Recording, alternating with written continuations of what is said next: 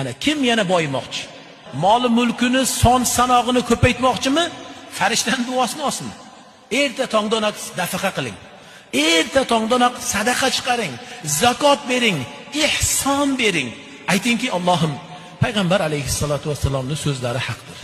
U zot la yantiqu anil hawa in huwa illa wahyun yuha deya o'zing marhamat qilgansan. U zot bir havodan so'ylamaydilar, havodan gapirmaydilar. Bir so'z aytsalar illo u zotga vahiy bo'lgan haq so'zni, seni so'zingni aytadilar. U zot shunday dedilar. Allohumma a'ti munfiqan xalafan deya bir farishta duo qilar ekan. Rasulullohning xabarlari. Allohim, beruvchiga sen yana bergin, beruvchini molini yana evazini ko'paytib qo'ygin, moliga baraka berib ziyoda bergin dergan.